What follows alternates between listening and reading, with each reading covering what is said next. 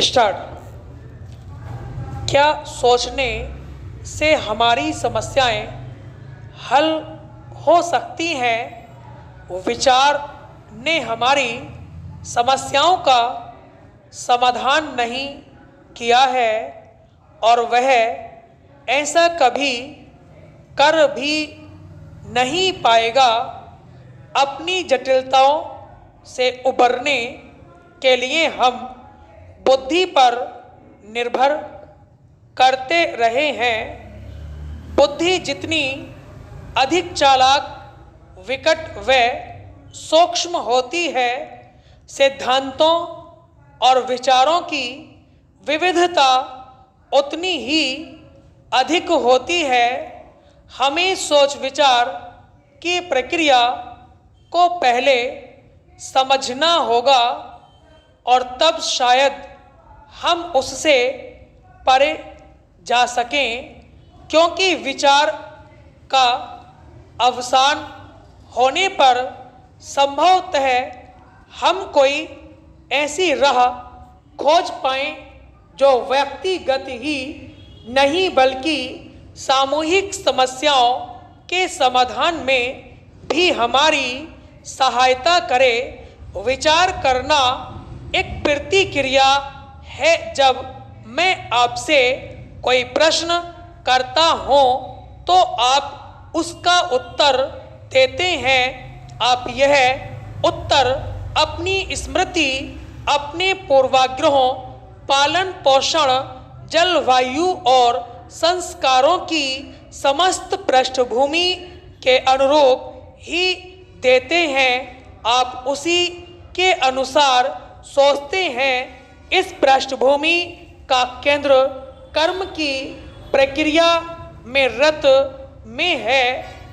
जब तक उस पृष्ठभूमि को, उस विचार प्रक्रिया को, उस अहम को जिसने समस्या को जन्म दिया है समझ नहीं लिया जाता और उसका अंत नहीं हो जाता, तब तक हमारे भीतर तथा बाहर भी विचारों, भावनाओं और कर्म में द्वंद्व बना रहेगा।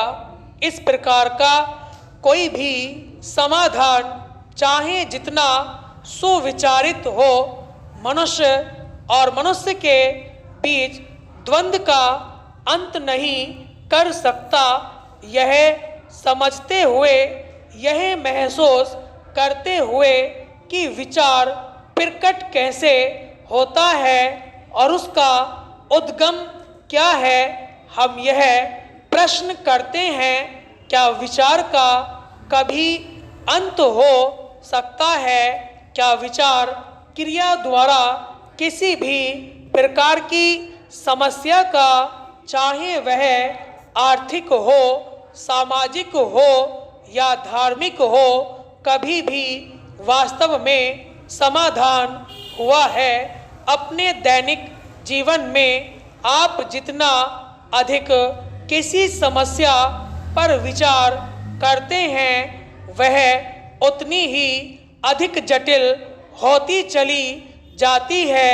हमारी रोजमर्रा की जिंदगी में क्या ऐसा ही नहीं होता? समस्या के विभिन्न पक्षों पर विचार करते समय यह मुमकिन है कि आप किसी अन्य के दृष्टिकोण को और अधिक स्पष्टता से समझ पाएं, लेकिन विचार समस्या को उसकी समग्रता में नहीं देख सकता। वह उसका केवल एक अंश देख पाता है और आंशिक उत्तर पूरा नहीं होता और इसीलिए वह कोई समाधान नहीं है। स्पष्ट है, समाधान तभी संभव है जब हम इसे इसकी पूर्णता में देखें, न कि खंडित करके। और यह कब संभव है?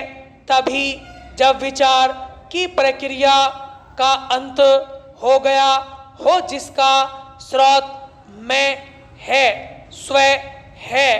और जो परंपरा, प्रतिबद्धता, पूर्वाग्रह, आशा, हताशा की पृष्ठभूमि है, क्या हम इस स्वयं को समझ सकते हैं? इसका विश्लेषण करके नहीं, बल्कि जो कुछ जैसा है उसे देखते हुए, सिद्धांत के रूप में नहीं बल्कि तथ्य के रूप में उसके प्रति जागरूक रहकर। स्टॉप।